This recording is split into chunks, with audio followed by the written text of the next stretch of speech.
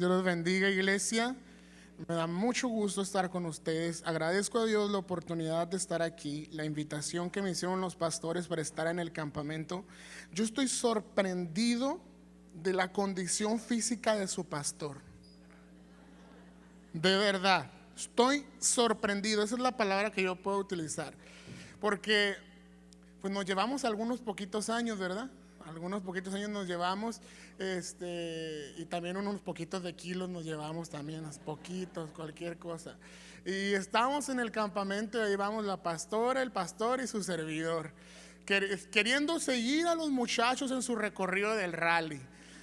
El hermano, aquí lo veo, Dios lo bendiga, nos aventajó y nos llevó en el carrito de golf a un punto estratégico, ¿verdad? Como para no batallar tanto. Pero a la hora que comenzó el rally, pues los chicos súper rápidos. Y yo ya me siento, de veras que ya me sentía grande, me sentí más grande en ese momento. Y ellos tenían que ir avanzando de punto en punto, de sección a sección, iban corriendo prácticamente. Y en eso que empieza, pues ya estábamos bien listos en un punto estratégico los tres. Y empieza la corredera y le perdimos la vista al pastor. Se fue, yo creo, con el primero que iba corriendo, él iba enfrente diciéndole por acá o no sé. Y ahí vamos yo y la pastora atrás a nuestra máxima velocidad, ¿sí? De veras, íbamos a máxima velocidad. Y llegamos a cada punto, y cuando llegamos a cada punto ya se habían ido, ¿verdad? ¿Y quién ganó aquí? No, que aquí ganó el rojo. Ahí vamos corriendo. Véngase por acá, un atajo, vamos a llegar. Y llegamos al siguiente punto y ya no estaban otra vez. Y así nos fuimos punto por punto, viéndole la espalda a la gente nada más, ¿verdad? Y cuando llegamos al final, llegamos y ya había un ganador. ¿Quién es el ganador? No, que el equipo gris. ¿Y el pastor dónde está? Allá estaba el pastor sentado en el jeep con el equipo gris, porque se vino corriendo con ellos. Y sí estaba recuperando el aire, pero me sorprendió su capacidad física. Yo le pedía permiso un pie ya para mover al otro al final. Entonces, de veras que fue un evento muy bonito, fue muy especial, y le doy gracias a Dios por la confianza y por esos jóvenes tan lindos que pude conocer, y que yo estoy orando porque Dios va a hacer grandes cosas con estos jóvenes.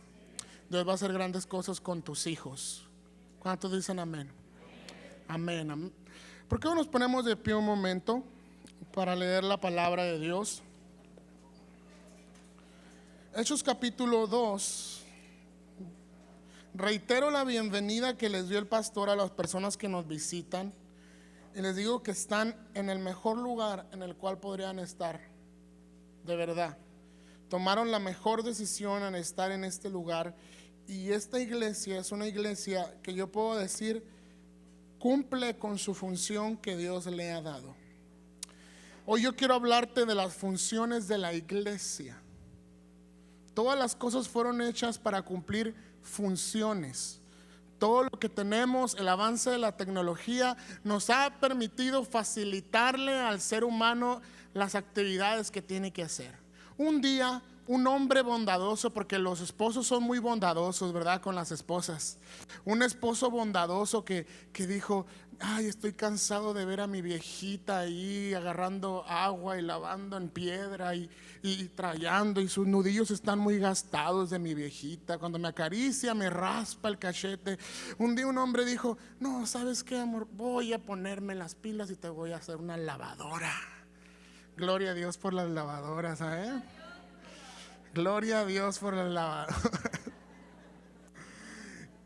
Cosas como estas han pasado a lo largo del tiempo, y hoy en día tenemos muchas cosas que nos facilitan la vida, ¿verdad? Pero ese hombre considerado, yo pienso que se inspiró en su esposa. ¿Cuántos hombres considerados hay aquí? Amén. Entonces, Dios en un principio, porque Dios ha existido por siempre, en un momento Él dijo: yo necesito algo que sea de bendición para esta humanidad. Y estaba con el Hijo y estaba con el Espíritu Santo, y juntos decidieron que iban a fundar algo conocido como la iglesia, que iba a tener funciones específicas, cuya función iba a ser establecer el reino de Dios en la tierra y ser de bendición a toda la humanidad. ¿Cuántos dicen amén? Porque Jesús sabía que nosotros íbamos a necesitar un lugar donde fuéramos bendecidos. Y tú estás en este lugar. Amén.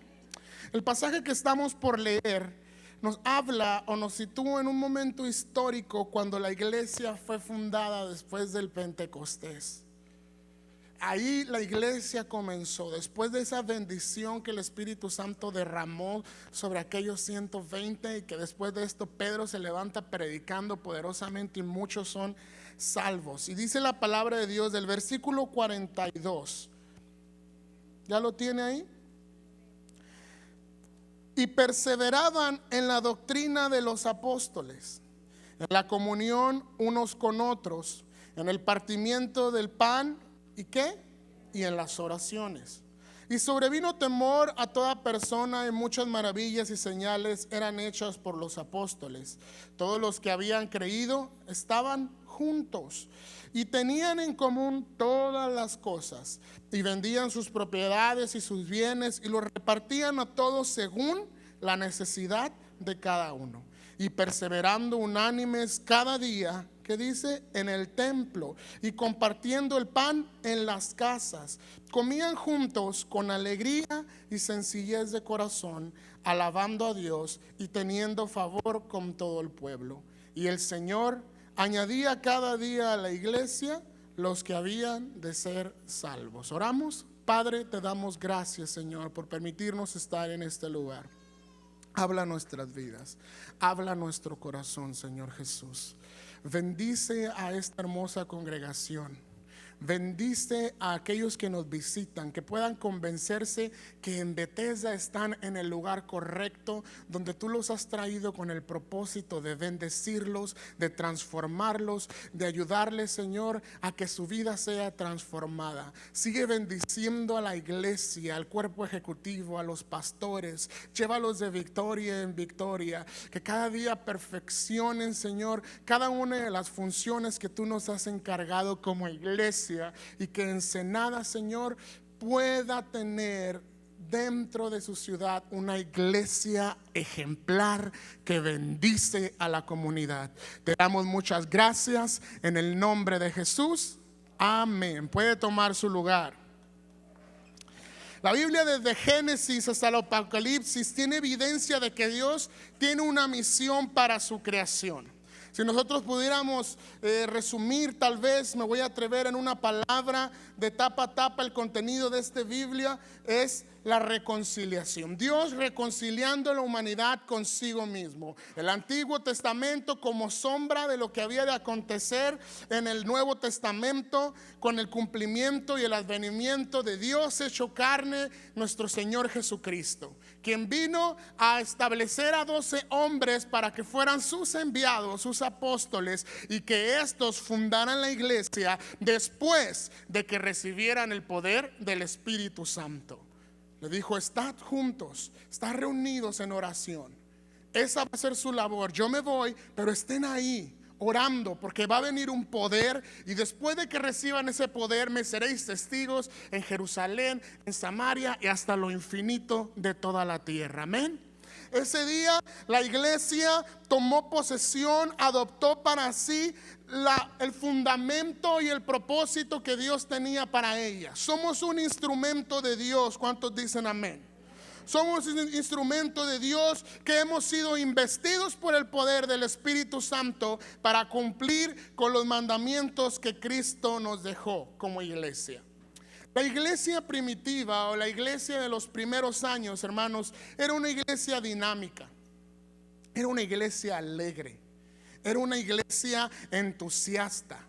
Era una iglesia muy preciosa, pero también fue una iglesia muy obediente a Dios, una iglesia sufrida y sobre todo una iglesia fiel a su Señor y fiel a la palabra. Solamente tenemos que leer el libro de los Hechos para darnos cuenta de todas las cosas que enfrentó esta iglesia, pero porque estaban cerca de Dios salieron adelante y el evangelio siguió expandiéndose, tanto así que hoy usted y yo estamos aquí por aquel valor, por aquella entrega, por aquel entusiasmo, por aquella alegría que pusieron la iglesia cuando comenzó. ¿Cuántos dicen amén? La palabra que acabamos de leer, hermanos, nos habla acerca de 5 funciones vitales de la iglesia. iglesia que Cristo mismo fundó. Pues Jesús dijo: yo edificaré mi iglesia. Somos la iglesia de Cristo. Este pasaje nos dice que las 5 funciones de la iglesia son, diga conmigo, el discipulado, la adoración, la comunión, el servicio y la evangelización. Lo decimos otra vez: el discipulado, la adoración, la comunión, el servicio y la evangelización. Amén. ¿Qué es el discipulado? La palabra de Dios en el versículo 42 nos dice: y perseveraban en la doctrina de los apóstoles. La iglesia del antiguo, la iglesia primitiva entendía perfectamente bien que la base de su crecimiento era el fundamento que Cristo les había dejado. Jesucristo, la palabra de Dios, es nuestro fundamento. Amén. Dile que está a un lado, la Biblia es tu fundamento. La palabra doctrina significa enseñanza. ¿Cuáles son las enseñanzas que predicamos? ¿Qué es lo que enseñamos? Enseñamos la palabra de Dios. Nosotros creemos que este es un libro inspirado de Dios, que es la palabra de Dios. No que contiene la palabra de Dios, no, que es la palabra de Dios, cuya palabra es nuestra norma de fe y conducta, cuya palabra es nuestra guía a seguir, cuya palabra debemos enseñar a todos aquellos que se acercan a una iglesia, a todos aquellos que quieren conocer a Jesús. La antigua iglesia perseveraba en el estudio de la palabra de Dios. Ellos la escudriñaban, y no solamente la escudriñaban, sino la vivían, la practicaban. De ahí la importancia de no ser meramente oidores, sino hacedores de la palabra de Dios. Ellos permanecían en la palabra, y si alguien se levantaba con alguna nueva idea o con alguna nueva revelación, decían: a ver, ¿esto va de acuerdo a lo que Cristo nos enseñó? ¿Esto va de acuerdo a la palabra? Si no iba de acuerdo a la palabra, la rechazaban. Y si iba de acuerdo a la palabra, decían: bendito Dios que ha dado esta palabra. Los mismos iglesias donde llegaba Pablo en Berea a predicar, analizaban lo que Pablo decía, aquella enseñanza que daban. Y la Biblia dice que muchos de ellos creían, puesto que se daban cuenta que la palabra de Pablo era verdad. La doctrina son las enseñanzas que predicamos. Un discípulo es un aprendiz. Viene de la palabra griega matetes. Ser un discípulo es alguien que está cerca de Jesús, alguien que está aprendiendo, alguien que va con él, alguien que lo escucha. Nosotros somos discípulos, somos aprendices de la doctrina cristiana. Somos aprendices de esta verdad fundamental que es la palabra de Dios, hermano. De estas enseñanzas, las iglesias evangélicas puede decirse que tienen un fundamento en 4 puntos: Cristo salva, Cristo sana, Cristo bautiza y Cristo viene pronto. 4 doctrinas fundamentales en las cuales las iglesias evangélicas predican, enseñan y crecen.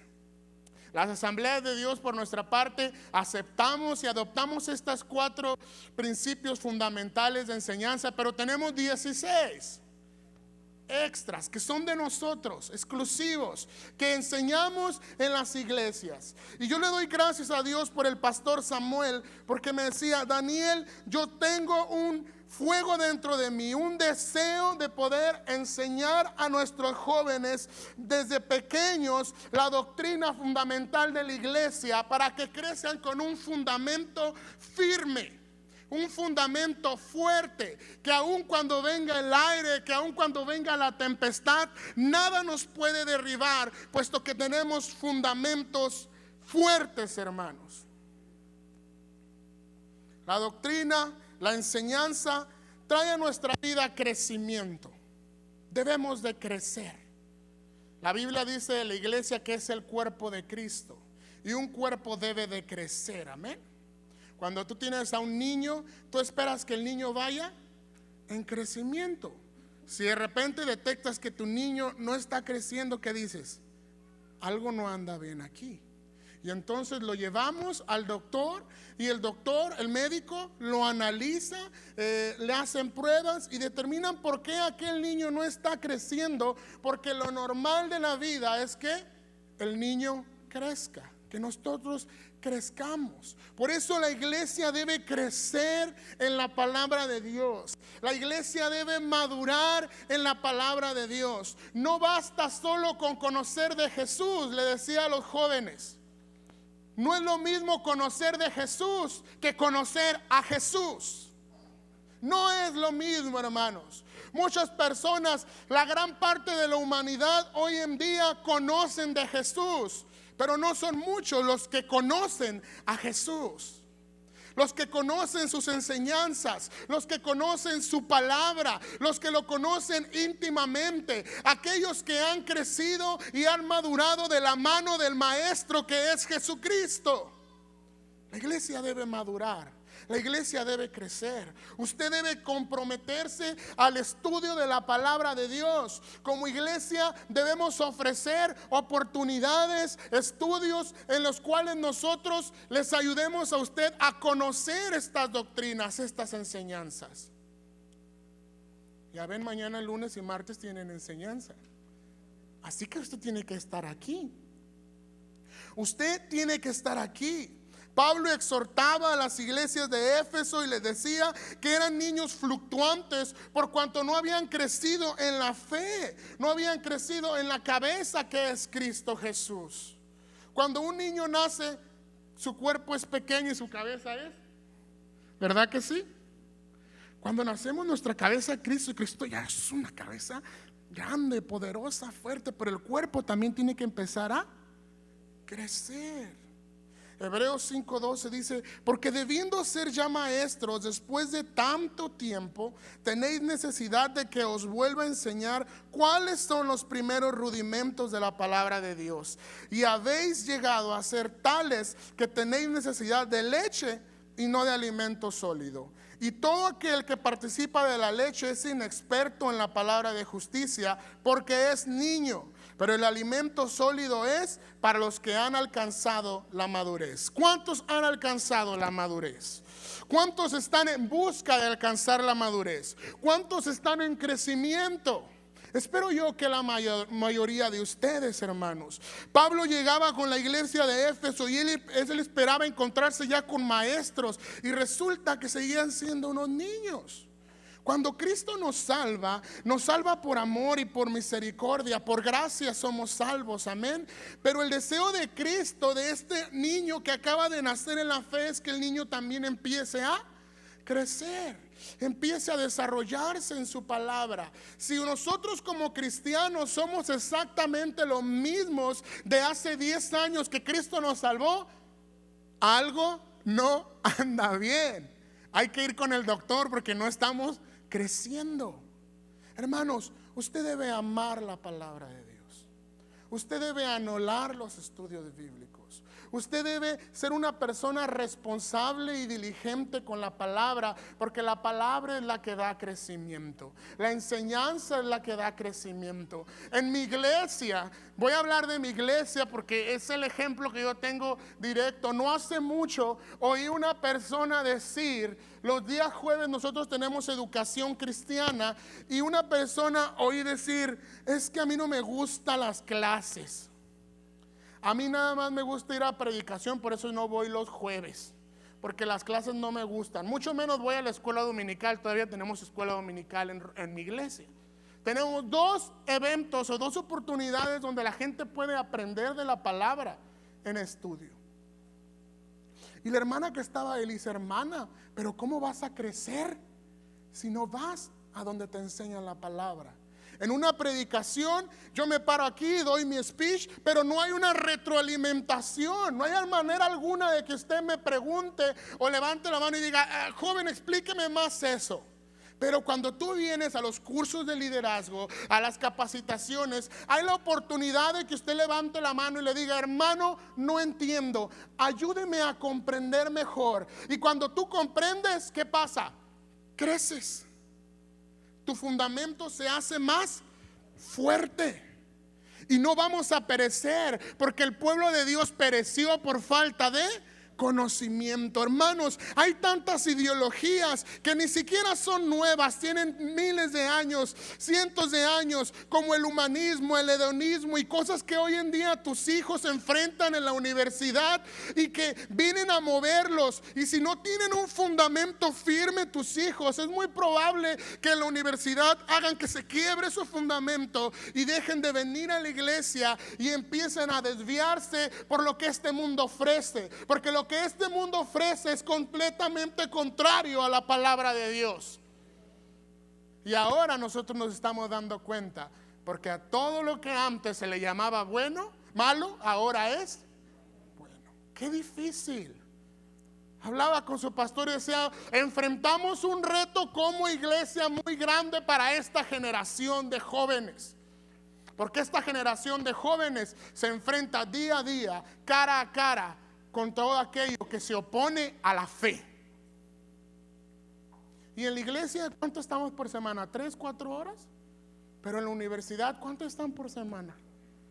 ¿40? ¿50 horas? Hay una opción, hermano, muy viable. Escúchame bien, padre de familia. Crezca en la fe, madure y en su casa empiece a enseñar la palabra a sus hijos. Es un error pensar que la iglesia es la responsable únicamente de educar en la doctrina a los hijos. No, es responsabilidad de ti como padre, de ti como madre, educar a tus hijos en la fe cristiana. La palabra dice en Deuteronomio que y la dirás a tus hijos y las escribirás en las paredes y las pondrás por señal en su frente. ¿A quién le está diciendo? ¿A la iglesia o a los padres? A los padres de familia. Esta es nuestra responsabilidad: crecer en la fe, crecer en la doctrina y equiparar las horas que pasan nuestros hijos con educación secular con educación cristiana. No estoy en contra de manifestaciones o cualquier tipo de esa actividad, pero tampoco participo de ellas. ¿Por qué? Porque yo creo que la herramienta más eficiente que tenemos como iglesia es la educación cristiana.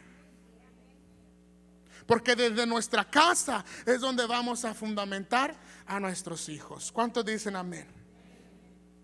Yo doy gracias a Dios por las iglesias que semanalmente, mensualmente tienen programas de capacitación y liderazgo. Sigan así, Dios los bendiga. Yo animo a usted, hermano, que a lo mejor también puede tener dentro de sí ese pensamiento de que no me gustan las enseñanzas, me aburro, a que quite eso de ahí y usted estudie. Porque como la licenciatura sí es muy importante, ¿verdad? Aunque esté bien aburrida, no, tú tienes que ir, hijo, tienes que ir a la universidad, no vas a faltar, jamás estoy cansada, no, ve porque ahí vas a aprender y te vas a formar y un día vas a ser un profesionista. Mamá, no quiero ir a la iglesia, está bien, chamaco, y quédate, no quiero andar batallando contigo.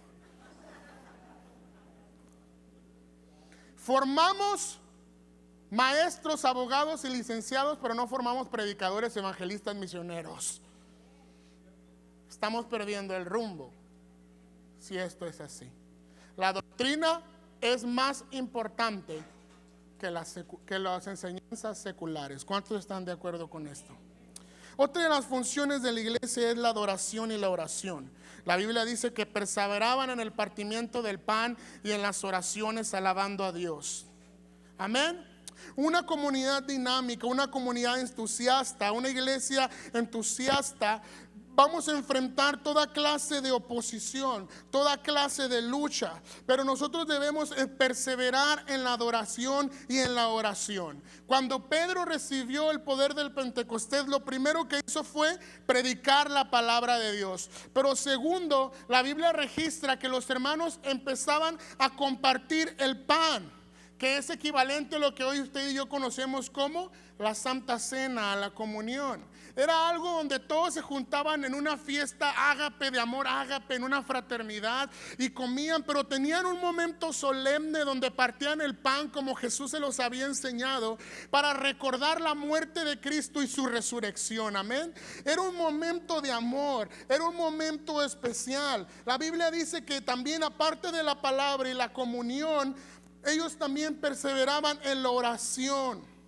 Estaban firmes orando. Tesalonicenses nos dice orar sin cesar. En todo momento. No le digo que vaya por la vida orando en voz alta, ¿verdad? En su trabajo, porque luego van a decir, este amigo no anda muy bien. Pero orar sin cesar, puedes tener una comunión con Dios aquí en tu interior. Ahí cuando está bien enojado, lavando trapeando el piso, Señor, dame más de tu amor, oh Cristo. Ahí cuando ya quieres salir del trabajo, fortaléceme, Padre, fortaléceme, Señor, ya no puedo más, ya no puedo más. Ahí cuando ya va rumbo a su casa y se le vienen cerrando los ojos, cansado del camino. Pero usted puede estar en una comunión constante con el Señor, amén. Podemos permanecer en oración, porque la oración da vida, la oración nos fortalece. En la oración es donde entramos en nuestra comunión con Dios. Nuestro corazón se conecta con nuestro Señor y recibimos paz, recibimos esperanza, recibimos de su bendición y podemos sentir su amor y su abrazo en esos momentos difíciles de la vida. Podemos sentir aún más alegría y gozo en esos momentos alegres de la vida. ¿Cuántos dicen amén? Debemos permanecer en oración, iglesia. La oración es una llave muy poderosa que tenemos hacia Dios. No ocupamos que nadie ore. Yo le digo a algunos hermanos que siempre están ahí diciendo, hermanito, ore por mí, hermano, no se ha mantenido de la oración, por favor. Usted le pide a media iglesia que ore por usted y usted no ora. ¿Y cómo sabe que no oro? Pues se le ve. Por sus frutos los conoceréis, ¿saben? Es bien fácil saber que el hermano no ora, hermanos. Y luego dicen ahí la famosa frase que el que no ora, el diablo se lo devora, ¿verdad?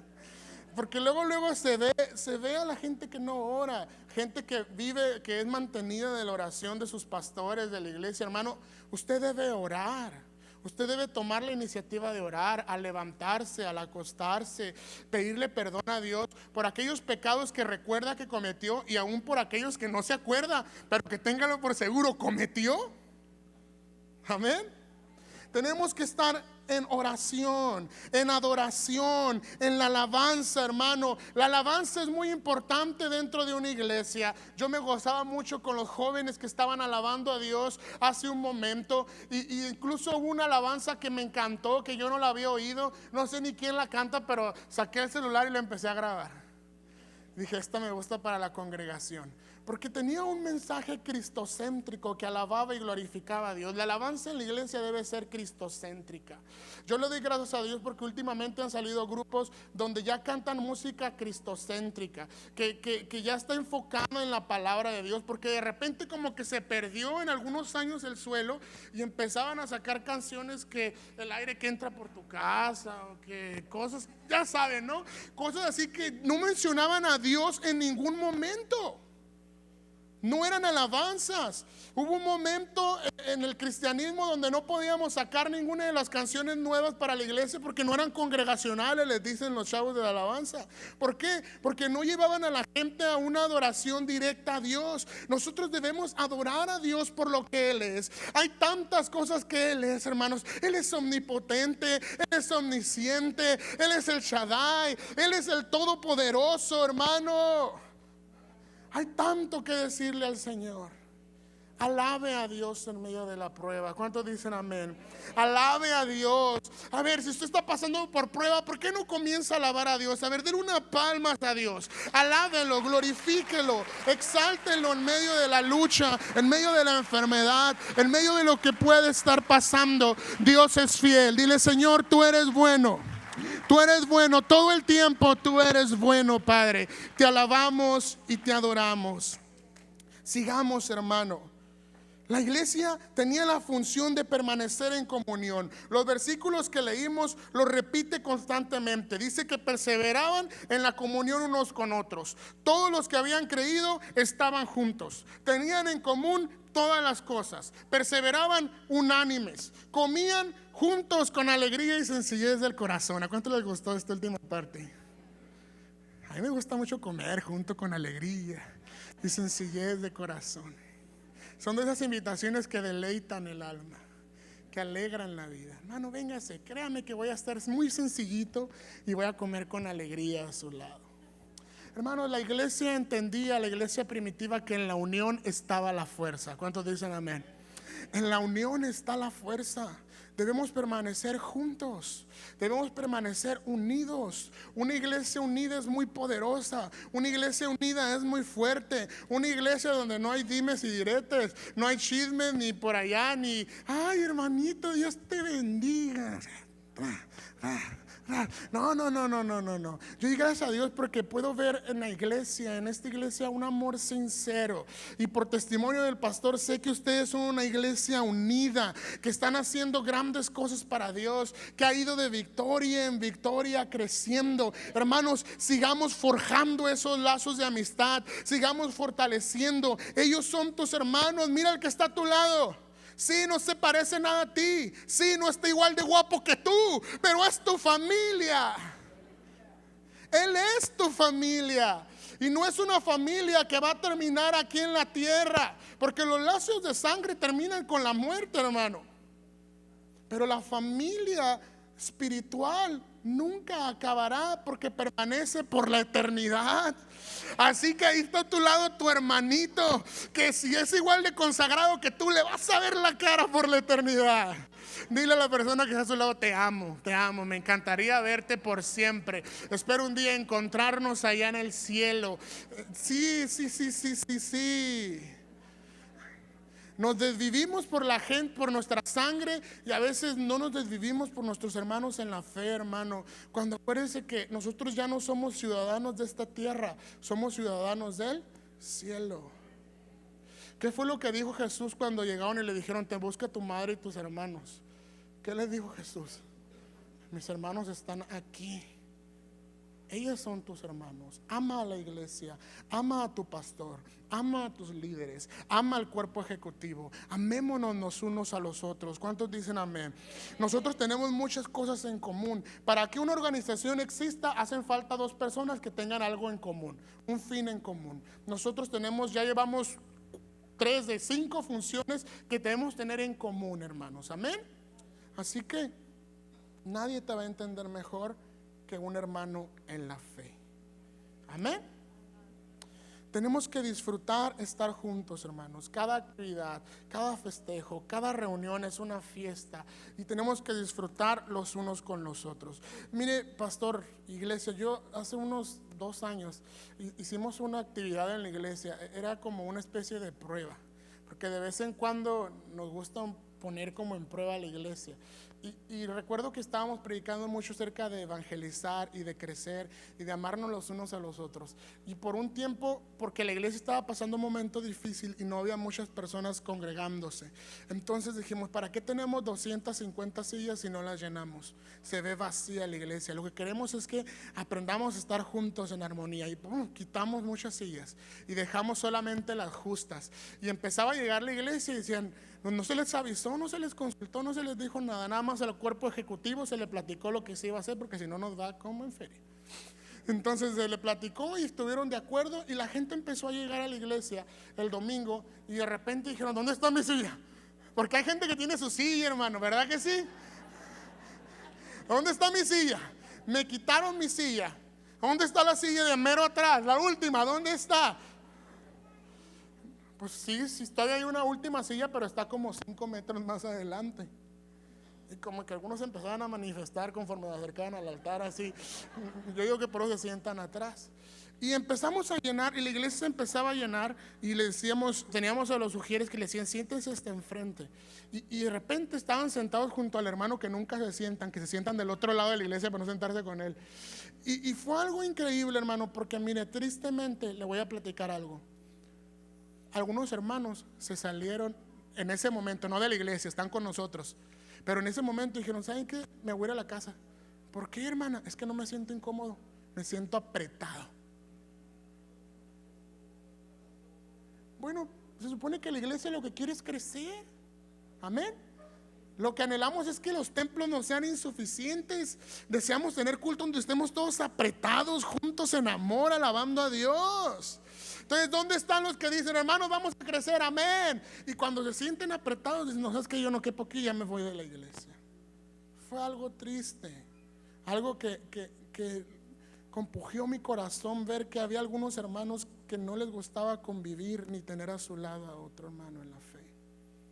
Hermanos, debemos amarnos los unos a los otros. Somos muy diferentes. Algunos somos altos, otros son bajitos, gorditos, flaquitos, blanquitos, morenitos. Yo le decía a los jóvenes que yo vivo en Mexicali, que cuando yo nací era de ojo color verde, cabello blanco y tez blanca. Cabello blanco, ni que fuera canoso, ya se me está poniendo blanco. Cabello dorado, así como el chavo de la batería, igualito así. Pero pues que uno crece en una ciudad donde tenemos el sol todo el día bien pesado, pues terminé de este color, hermano, pero este no es mi color. Somos muy diferentes unos a otros, hermanos, pero a todos nos debemos de amar como iguales. Amén. Algo que distingue a la iglesia cristiana es el amor. Si tú estás por primera vez aquí, quiero decirte que esta iglesia te ama. Quiero decirte que aquí vas a encontrar a tus mejores amigos. Jóvenes, aquí deben de estar tus mejores amigos, con tus hermanos en la fe. ¿Cuántos dicen amén? Bienvenidos, una vez más, bienvenidos. Te amamos en el amor de Cristo y te aceptamos tal y como eres, chaparrita, gordita, como sea. Amén. Hermano, otra de las funciones de la iglesia es el servicio. ¿Cuántos les gusta servir? La Biblia dice en los versículos 45, 46, y vendían sus propiedades y sus bienes. A ver, ¿quién dijo que le gusta servir? Y vendían sus propiedades y sus bienes y los repartían a todos según la necesidad de cada uno, teniendo un favor hacia con el pueblo. La iglesia primitiva, hermano, se ayudaban ellos mismos. Entre ellos se ayudaban. Aquellos que tenían necesidad, dice que algunos empezaron a decir, pues yo tengo muchas propiedades, voy a vender las que están de más y voy a empezar a bendecir a aquellos otros hermanos en la fe que no tienen mucho, y empezaban a ayudar con prontitud, con alegría. Una vez que la iglesia vio que pues ya todos estaban muy bien, dijeron, no, pues nosotros estamos bien, pero hay gente afuera que aún no conoce el evangelio, que necesita que nosotros le ayudemos. Nosotros ya entre nosotros nos ayudamos, ahora vamos a ayudar a los demás. El asunto es que hay iglesias que pasan toda la vida ayudándose a ellos mismos y a veces ni siquiera entre ellos mismos, y no ayudan afuera. La iglesia debe ayudar afuera. La iglesia debe de servir. La iglesia tiene que poder dar. Si tú sabes que tienes la capacidad de dar, da, aún sea un poquito. Más vale lo poquito de muchos que lo mucho de pocos, porque abarcamos más. Es una cuestión matemática, es una cuestión financiera que es muy cierta, ¿verdad que sí? Entonces debemos ayudar, debemos servir con nuestras economías, ayudar a la gente que nos rodea, pero también debemos servir en la iglesia, hermano. Si tú no sirves en la iglesia, si no te desempeñas en algún ministerio y ya tienes 10, 15 años aquí, significa que no estás creciendo mucho. No podemos estar indiferentes en servir. En una iglesia hay muchas áreas en las que podemos servir. ¿Se acuerdan que la iglesia es el cuerpo de Cristo? No todos somos dedos, no todos somos manos, no todos somos vientre, no todos somos pies. Cada quien ocupa una área diferente, pero de que hay oportunidades de servir, hay oportunidades de servir y necesitas servir. Dani, pero no estoy capacitado. Dani, pero no tengo estudios. Dani, pero soy muy vergonzoso. Dios no está buscando personas con estudios capacitados y que sean así totalmente extrovertidos. Él busca gente, personas dispuestas a dejarse usar por Él, que Él las va a capacitar, que Él va a romper sus miedos y que va a romper toda atadura de tal forma que puedan servir como jamás ellos se lo imaginaron. Vence todo eso que el diablo te ha puesto en tu mente. Vence aquello que ni siquiera el diablo te puso. Tú mismo te lo has puesto y dicho, yo no puedo, yo no soy capaz, no tengo, ya estoy muy grande, soy muy joven. No se es demasiado grande de edad para servir a Dios, ni se es demasiado joven para empezar a servir. ¿Cuántos dicen amén? La gente de la edad de oro, porque eso es la edad de oro, una edad de madurez y de experiencia. Dios aún tiene muchas cosas para hacer contigo en la iglesia. Niño, el más joven que esté aquí, adolescente, Dios quiere empezarte a utilizar de una manera poderosa. ¿Cuántos dicen amén? Sirvamos.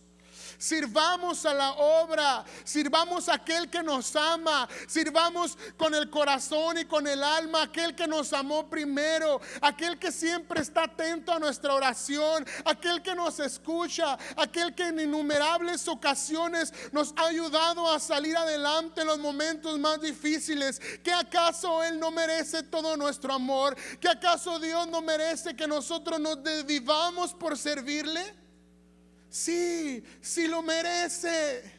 Nuestro amor no puede estar dependiendo solamente de lo que Dios haga con nosotros y querramos solamente recibir de Dios. No, también tenemos que dar. Dios nos ha dado talentos desde el vientre de nuestra madre. Él nos conoció y puso talentos que Él esperaba que tú los pusieras al servicio del reino. Adelante, ponlos al servicio del reino. Debemos amar a Dios por encima de todas las cosas, nos dé o no nos dé. Ayer le decía a los jóvenes, su amor no puede depender de lo que Dios deba de darles. Si hasta el día de hoy ustedes han amado por Dios, por lo que Él les puede dar, tienen un mal enfoque. La iglesia de Dios ama a Dios por lo que Él ya nos dio. ¿Y qué fue lo que nos dio? Vida eterna. ¿Qué fue lo que nos dio? Salvación de nuestros pecados. ¿Qué fue lo que nos dio? Reconciliación. ¿Qué más queremos? ¿Qué más necesitamos? ¿Que acaso alguien más ha muerto por ti? No, solamente Jesús, el Hijo de Dios. El que mucho se le perdona, mucho debe de amar, y el que mucho ama, mucho sirve a Dios en la obra. Seamos diligentes, pónganse de pie, pónganse en la brecha junto con su pastor. Dígale: pastor, hasta el día de hoy he estado muy cómodo aquí, pero hoy quiero empezar a trabajar. Dígame dónde le puedo servir. Manos siempre nos van a hacer falta, ¿verdad, pastor? Siempre van a hacer falta manos. No se menosprecie a usted mismo, ni diga no puedo, porque el Todopoderoso es su Señor, y al Todopoderoso es al que servimos. ¿Cuántos dicen amén? Sirvamos, hermano, sirvamos como un cuerpo de Cristo. 5, la evangelización. Una iglesia, hermano, que persevera en la doctrina, una iglesia que persevera en la adoración, en la alabanza, una iglesia que persevera en la comunión, en el amor los unos con los otros, y una iglesia que sirve. Automáticamente Dios va a empezar a añadir la iglesia. No va a haber tanto trabajo como usted se lo imagina. La Biblia dice que el Señor añadía a la iglesia a aquellos que habían de ser salvos, porque esta iglesia ya era una iglesia firme en la palabra, que amaba a su Señor. Dios es el que da crecimiento, hermano. Esto debemos tenerlo bien claro. Unos siembran, otros riegan, pero el crecimiento lo da Dios. Pero nosotros debemos hacer nuestro trabajo. Nosotros debemos predicar. En la primera predicación, un discípulo lleno del poder de Dios, que era Pedro, predicó y 3,000 personas fueron salvas. A veces pasamos años enteros sin ganar una sola alma para Cristo. Examínate y piensa y recuerda cuándo fue la última vez que guiaste a alguien a su convertimiento. Sabemos que el que convierte es Dios, el Espíritu Santo es el que convence, ¿verdad? Pero es nuestra responsabilidad predicar la palabra. ¿Hace cuánto que no predicabas la palabra? ¿Hace cuánto que no le hablas a tus amigos? ¿Hace cuánto que no le predicas a esa familia sanguínea que tanto amas? Porque decimos ser muy amorosos con nuestra familia, pero para evitar una discusión o para evitar el rechazo decidimos mejor negarles la bendición de oír la palabra de Dios. Sí, es incómodo, la verdad incomoda, sí, pero la verdad da vida y vida en abundancia. Y si tu familia te va a rechazar por causa de ese amor verdadero, porque un amor verdadero es aquel que dice la verdad, que así sea. Pero usted va a poder vivir tranquilamente sabiendo que usted ha evangelizado a esa familia, no por enfadar, no por hostigar, no por molestarles, sino porque efectivamente realmente amas a tu madre, realmente amas a tus hijos, realmente amas a tus hermanos, y por eso les dices, les hablas, les predicas el evangelio de la salvación. Debemos predicar, debemos hablar, Las iglesias, la iglesia primitiva, conforme predicaba la palabra, conforme estaban juntos, conforme servían, conforme permanecían en la fe, eran confirmadas en la fe, dice Hechos capítulo 16, versículo 5, y aumentaban cada día en número, pero crecían con calidad. Tenemos que tener un crecimiento íntegro. ¿Qué es íntegro? Completo. No crecer por crecer, hermano, porque cuando se crece por crecer nada más, después viene cualquier cosa y empieza a haber divisiones y la gente se empieza a ir. Nosotros debemos crecer íntegramente, desarrollarnos completamente para que esta iglesia vaya creciendo, sí, poco a poco, pero de una manera firme y sin parar. ¿Cuántos dicen amén? Hay mucho que hacer. Tenemos aún muchas cosas por hacer como iglesia. Yo le doy gracias a Dios por su vida. Le doy gracias a Dios porque está en este lugar, está en Bethesda. Sirva a Dios, ame a Dios, predique la palabra. Recuerde, hermano, usted no tiene por qué caer en frustración si alguien no acepta el evangelio. Dios es el que se va a encargar de él. A nosotros nos corresponde predicarle a todo el mundo para que todo el mundo tenga la oportunidad de arrepentirse y de ser salvo. ¿Cuántos dicen amén? La Biblia dice que somos atalayas. La Biblia dice que somos embajadores, ¿verdad que sí? En Corintios dice somos embajadores de Cristo. Y mire, cuando pensamos en embajador, y con esto estoy cerrando, luego pensamos en las funciones de un embajador hoy en día, ¿verdad? Qué padre ser un embajador. Yo creo que va a ser uno de los mejores trabajos que puede haber hoy en día, porque tiene su consulado en un país y si le va bien le tocó en Londres, en Inglaterra, y ahí va el embajador mexicano en Inglaterra y tiene una casa preciosa y ahí él tiene amnistía, no le puede hacer nada. Es una persona muy no sé, muy contenta, no voy a decir bendecida porque a lo mejor ni a Cristo tiene, pero también es bendecida por Dios. La Biblia dice que el sol sale para injustos como para justos, ¿verdad? Entonces está ahí y disfruta, y su único trabajo es platicar con los representantes y representar el país y todo tranquilamente. Pero cuando la Biblia habla de ser embajadores, se refiere a algo completamente diferente de lo que nosotros entendemos como embajador, hermano. Algunos de ustedes ven películas, ¿verdad? Y algunos no. Dios te bendiga si no ves películas. Pero algunos de ustedes ven películas. Y hay una película antigua, bueno, de hace unos años atrás, que se llama 300.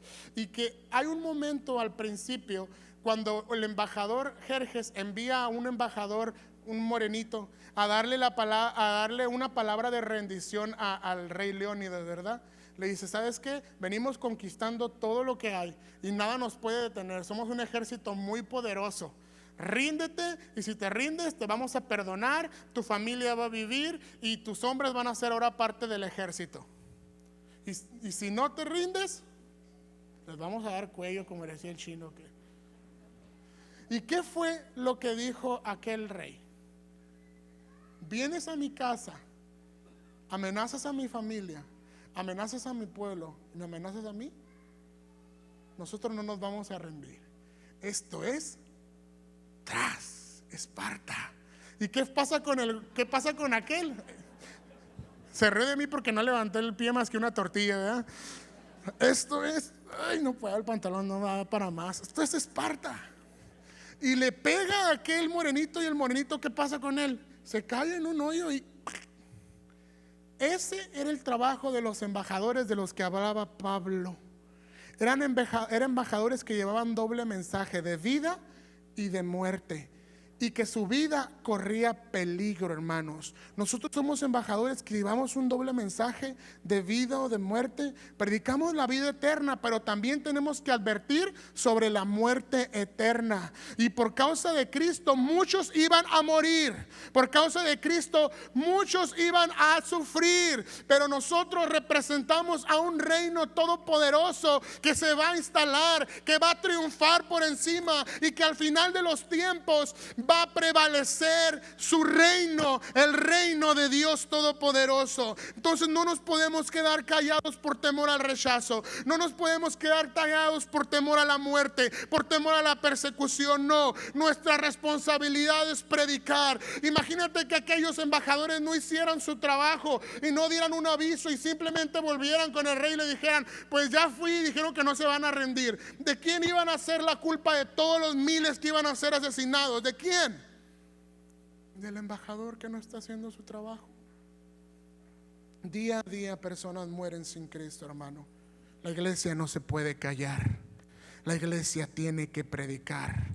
Tú tienes que predicar. ¿Cuántos dicen amén? ¿Por qué no te pones de pie ahí donde estás? Jesucristo les enseñó muchas cosas a sus discípulos los 3 años que estuvo formándoles. Pero sin duda el mandamiento más importante que Jesús les dejó antes de irse fue el último: de id y hacer discípulos a todas las naciones, enseñándoles todas estas cosas que os he hablado, bautizándolos.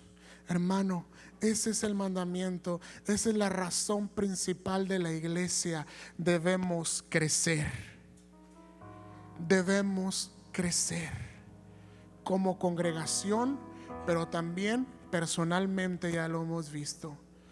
Queremos avivamientos, pero los avivamientos empiezan personalmente, por personas que deciden empezar a cumplir con su función. Hermana, hermano, si la lavadora no sirve, ¿qué hace? La arregla. Y si no tiene arreglo, la tira. ¿Por qué? Porque no sirve, porque no lava, porque no cumple con su función. Algunos van a llegar al cielo y van a decir: Señor, pero si yo hice esto y aquello otro. Pero va a decir: ¿quién eres tú? No te conozco, les va a decir Dios, porque nunca cumpliste realmente con tu función. Hermano, la iglesia debe de funcionar. Cristo estableció a la iglesia para que la iglesia funcione.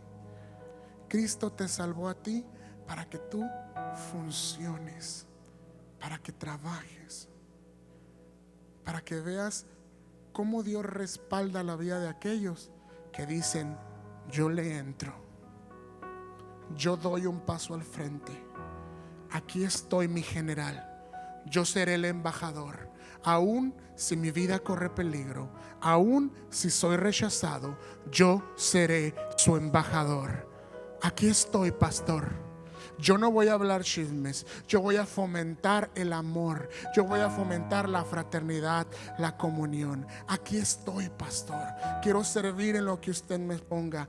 Aquí estoy, pastor. Soy el primero en llegar a este curso de discipulado. Aquí estoy, pastor. Quiero alabar a Dios de corazón, en espíritu y en verdad. ¿Cuántos dicen amén? ¿Cuántos quieren ser de esos embajadores? Esta iglesia, hermano, es una iglesia que por la gracia de Dios ha empezado a trabajar y a servir. He tenido la oportunidad de platicar con su pastor y escuchar de su viva voz los proyectos, los anhelos que hay. Dios bendiga a su cuerpo ejecutivo. Dios bendiga a aquella iglesia, a aquellos hermanos que se han puesto en la brecha y junto con Él están trabajando. Pero ¿qué hay de ti? ¿Qué hay de ti que aún no decides ponerte en la brecha? ¿Qué hay de ti que aún no decides aceptar que ya tienes un llamado? ¿Qué hay de ti que aún sigues esperando que venga un ángel y te diga: te quiero usar en esto? No, Dios ya te llamó. Pablo le dijo a Timoteo: aquel que nos salvó nos llamó. Desde el día de tu salvación tú ya tienes un llamado. No esperes más. Él ya te quiere usar. Él quiere empezarte a llevar de crecimiento en crecimiento. Este es tu momento. Hoy es el día en el que te pones en la brecha. Hoy es el día en que eres uno más de los que caminan al frente y no de los que van atrás. ¿Cuántos quieren ponerse en la brecha este día? ¿Quieres pasar a ese lugar? Venga, venga, venga. Todos aquellos que dicen: hoy me pongo en la brecha, venga a ese lugar. Venga, venga. Precioso Dios, precioso Jesús, oh Rey, precioso Señor Jesús. No hay nadie como tú, Señor. Yo me pongo en la brecha. Yo reconozco que no he estado funcionando. Yo reconozco que no he estado siendo tan fiel como debería de ser, Señor. Yo reconozco que yo no he cumplido. Reconozco que aún me falta comprometerme más con tu reino. Pero hoy me pongo en la brecha.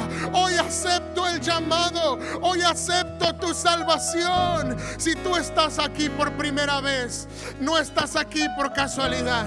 Estás aquí porque Dios te dice: yo te amo, yo quiero salvarte, yo quiero usarte, yo quiero transformar esa visión que tú tienes. Yo quiero llevarte a cumplir propósitos más grandes de los que hasta el día de hoy tú te has trazado personalmente, como familia. Dios tiene cosas para tu vida que no te imaginas, pero necesitas aceptar su palabra. Necesitas creer que Él es tu Salvador. Necesitas creer que Él vino a la tierra a morir por ti. Entrégale tu corazón a Cristo.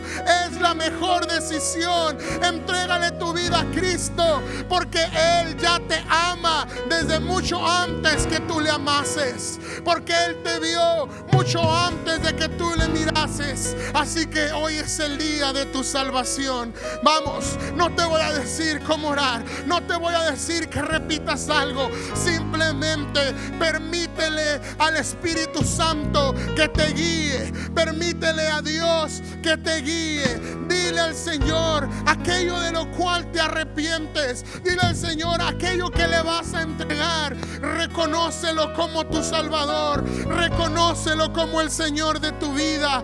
Si tú estás hoy haciendo un compromiso de Dios de ponerte en la brecha, dile al Señor: Señor, tal vez no sea muy capaz, tal vez no sea el mejor, pero estoy dispuesto. Ayúdame, úsame, déjame, Señor, servirte. Déjame ir contigo palmo a palmo a tu lado, caminando. Quita todo temor, quita toda vergüenza, quita todo lo que pueda estar estorbando, todo lo que me pueda impedir servirte. Yo quiero servirte. Yo quiero demostrarte que realmente te amo, no solo de palabras, sino con actos, porque una iglesia que verdaderamente ama tiene obras, y las obras son un resultado no de la justificación, sino de la santificación, porque un creyente que es santificado es un creyente que sirve.